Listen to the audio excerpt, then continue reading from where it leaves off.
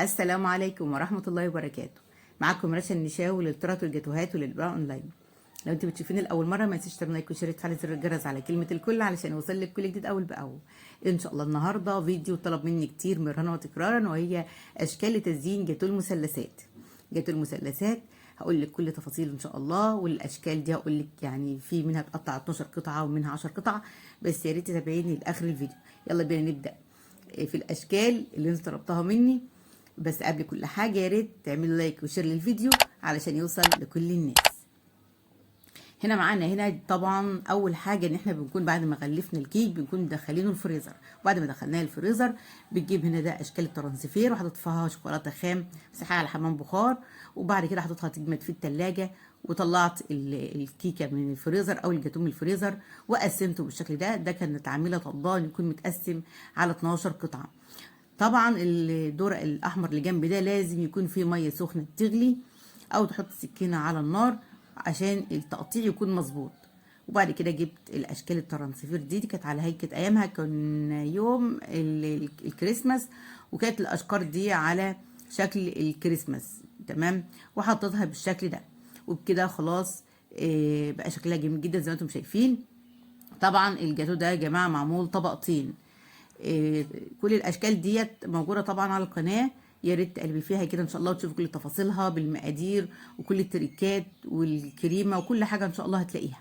حطيت بعد كده بقى الكريسب الصغير ده، وبالشكل ده كده في اخر كل مثلث، والاخر حطيتها في كرتونه مقاس 30 في 30. حتى في اليوم ده ما كانش عندي كرتونه جاتوه، حطيتها في كرتونه التورته. الشكل التاني ده هنا كان مطلوب مني برضو، بس مطلوب يكون بشوكولاته بيضه مش بشوكولاته بني، وجبت الاشكال دي وقمت حطيت فيها كده شوكولاته بيضه مساحه حمام بخار بدون اي اضافات، وحطيتها فيه بالشكل ده. طبعا نفس الحكايه برضو بيكون الجاتوه محطوط في الفريزر بسابق، طبعا مش اقل من نص ساعه حسب تبريد الفريزر عندك. انا هنا بقى جبت الجاتو ده، جبت لازم في كل مره على فكره، بس يمكن ما جاش في المقطع اللي فات، بجيب جلو شفاف على البارد واحطه الاول على الجاتو بعد ما يطلع من الفريزر. انا هنا زي ما انتم شايفين عملتها على 12 كمان برضو بناء عن رغبه العميله.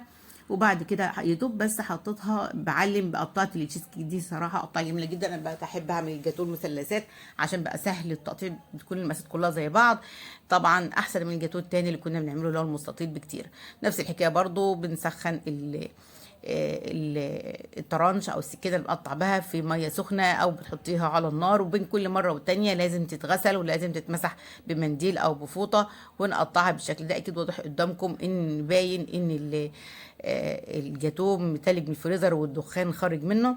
جبت بعد كده روزيتات حطيتها بالشكل ده، وقمت جبت الاشكال اللي احنا عملناها بالشوكولاته البيضاء وحطيتها زي ما انتم شايفين. طبعا الالوان بتاعه الاشكال الترانسفير مش واضحه عشان الاضاءه كانت شديده، بس طبعا في اخر المقطع ده هتلاقي شكل بالظبط لشكل الكيك او شكل الجاتوه شكله عامل طبعا ازاي. طبعا هنا في ناس كتير بيطلبوا يعني تورته تكون طبقتين زي دي كده، ممكن تقدري تعمليها طبعا، والعميل بيكون مبسوط جدا ان انت مقطعاها حسب ما هو عايز، في بتقطع 12 وفي بتقطع 10 قطع حسب رغبة العميل. طبعا الاسعار هنا مش هقدر اقول اسعار، لان كل واحده كانت في وقت مختلف عن التاني، فبالتالي كل واحده كانت بسعر. فاخر مره انا طلعت جاتوه مثلثات من ده على حسب المقادير بتاعتي كنت مطلعاه ب 200 جنيه. طبعا بعمل كيكه شوكولاته، لو شفتي بقى على القناه هتشوفي التكلفه بالظبط ازاي، في حشوات وبحط جناش وحاجات زي كده. وده كان الشكل النهائي بتاعها. جبت هنا واحده تانية برضو. طبعا انا هنا بيكون الجاتو ده معمول اساسا على في حله مقاس 26، والبورد بيكون اوقات عملتها على بورد 28 واوقات عملتها على بورد 30. هنا بقى ده كان مطلوب مني في عيد ميلاد بنوته، وكان عشان كده ان انا اخترت اشكال تكون شكل كرتون. برضو نفس الحكايه، برضو خرجتها من الفريزر وقطعتها بالشكل ده. طبعا بين كل مره والتانيه بحط السكينه في ميه او على النار وبمسحها خدي بالك الحاجات دي نقطه مهمه جدا، ده اللي بيظبط معاك التقطيع. وكانت طالباها برضو تكون 12 قطعه، علشان كانت برضو واخده مني تورته تانية فور سيزون كبيره، وقالت دي تكون للاطفال، فصراحه عجبتها جدا. كانت بتقول انا عايزه تورته صغيره للاطفال، فانا اقترحت عليها ان تاخد جاتوه المثلثات ده، من ناحيه يكون متقطع ويكفي 12 طفله، ومن ناحيه تانية هيجيبهم شكل الكرتون اللي انا حطيته عليها، وهكون كده يعني خلت التورته الكبيره للناس الكبيره. فصراحه يوم عجبتها جدا جدا النظام، بدل ما تقطع من التورته الكبيره وكده. خلاص ده كان حاطط اشكال الترانسفير دي، وده كان الشكل النهائي بتاعها. صراحه يومها عجبت العميله جدا. انا اسفه لو انا بسرع في الكلام، انا كان المفروض احط لكم موسيقى من على اليوتيوب للفيديو، بس صراحه انا مش حابه احط موسيقى على الفيديوهات، فقلت انا اتكلم معاكم انا واشرح لكم كل حاجه. برضو حاططها في كرتون الجاتو مقاس 30 في 30 زي ما انتم شايفين. هنا شكل تاني ان شاء الله، ده شايفين شكلها عامل ازاي، بسم الله ما شاء الله، كانت جميله جدا وعجبت العامله. هنا كده شكل تاني برضو نفس الحكايه، انا كده بحط عليها جلو شفاف على البارد.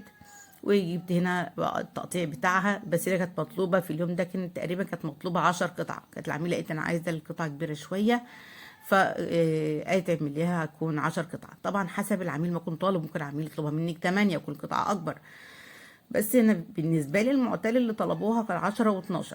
برضو نفس الحكايه، برضو قطعتها بالشكل ده. بس هنا تقريبا في الجاتو ده كنت عامله فيه تريكه كويسه جدا. بعد ما قطعتها جبت هنا الكيس الحلواني والتيب اللي هنحط فيه، وجبت هنا ده جيلو لون الوان جيل، انا اسفه، الوان جيل لونها بني، وحاططها كده في الجنب كده في الكيس اللي انا هشتغل بيه، كيس الحلواني، وحاطط فيها الكريمه، وطلعت الروزيتات مشبحه كريمه مع لون بني بالشكل ده. صراحه من ضمن الجاتو اللي كان عجب العميله جدا، ويعني كان شكله حلو كده على قلبي، وكان عاجبني جدا بصراحه. وبعد ما حطيت الاشكال الترانسفير دي، حاطط كده في الاخر كريسب برضه صغير يعني على كل واحده، ادى برضه شكل جميل جدا. صراحه كان شكلها رائع. وخدي بالك الجيلو الشفاف اللي على البارد بيدي لمعه جميله جدا فوق الجاتوه، كنت بستخدمه قبل كده برضه في الجاتوه اللي هو المستطيل. وبرضه نفس الحكايه انا لسه ما زلت معاه في الجيلو الشفاف ده على الجاتوه المثلثات، جميل جدا. شايفين بقى حجم القطعه بقى اللي هي لما تكون 10 قطع. طبعا يا جماعه برضو معلومه، انت لما تكون مطلعها 10 او 12 السعر واحد، ما بيختلفش في اي حاجه خالص، لان طبعا حجم الحله واحده. وكده يا جماعه كده بقى خلاص بقى الشكل النهائي بتاعها ده من ضمن الجاتو اللي يعني صراحه حلو على قلبي جدا. هنا بقى ده شكل تاني برضو كان عاجبني جدا، وكان مطلوب برضو 10 قطع. الشكلين دول يعني كان كل مرة كان لعميلة واحدة وطلبت 10 قطع. ده اشكال الترانسفير، وحطت فيها شوكولاتة خام برضو بيضة مسيحة الحمام بخار. وبالاخر برضو نفس الحكاية، برضو مخرجة الجاتوه من الفريزر، وبعد كده حطيت عليه الجيل الشفاف، وبعد كده هقطعها بالطرنش قطع برضو هتكون متقطعه على 12 زي ما قلت لك ان السعر بتاع الاتنين واحد. انتوا بقى لو حابين ان انا اسيب لكم اللينك كل فيديو من ده في صندوق الوصف اسيبه لكم، مفيش اي مشكله. بس يا ريت كده تقلبي في الفيديو لو انت لسه بتشوفي القناه لاول مره، يا ريت تدخلي تقلبي في الفيديو، ولو عجبتك القناه يا ريت تشتركي فيها. لو وصلتي معايا هنا لحد هنا بقى يا ريت تعملي لايك وشير الفيديو علشان يوصل لكل الناس. ان شاء الله سيبك برضو لينك الجروب بتاع الفيسبوك اسمه سويت هوم، لو حابه تتابعيني على الجروب بتشوف انا بعرض شغلي فيه ازاي. وبرضو لو انت حابه تتابعيني على الفيسبوك برضو ان شاء الله اللينك هتلاقيه برضو في صندوق الوصف. برضو لو انتوا عايزين اعمل لكم فيديو زي ده كده، برضو فيديو سريع عن اشكال التورت المدوره، يا ريت تسيبوا لي في التعليقات، وانا ان شاء الله اجمع لكم اشكال التورت المدوره وانزلها لكم على القناه في الفيديو اللي جاي. كده خلاص حطيت اشكال الترانسفير بالشكل ده، وبعد كده بعد ما حطيت الروزيتات حطيت الكريسب ده كده في اخر كل مثلث. يعني قصدت ان انا اجيب شكل يكون مثلثات يكون ينطبق على الجاتوه. صراحه عجبت الكل جدا وكانت جميله جدا. وده كده يا جماعه كان شكلها النهائي من ضمن الاشكال الجميله اللي عجبتني. طبعا انت لازم تجيبي اشكال الترانسفير تكون تنطبق على شكل اللي انت بتستخدميه، او اللي كانت يعني كريمه شوكولاته كريمه فانيليا. طبعا دي بقى الوحيده اللي كنت انا عاملاها بالفانيليا بالفاكهه. طبعا انا كنت عملتها الاول لبيتي علشان ان انا انزلها جروب وكل يعرف ان انا هشتغل جاتوه مثلثات. فبعد ما عملتها صراحه كانت فتحت خير عليا، والكل طلب كل الاشكال اللي فاتت دي كانت مطلوبه اوردرات، لكن ده بامانه كنت عاملاها للبيت وكنت حابه ان انا اعملها بالفاكهه. تمام.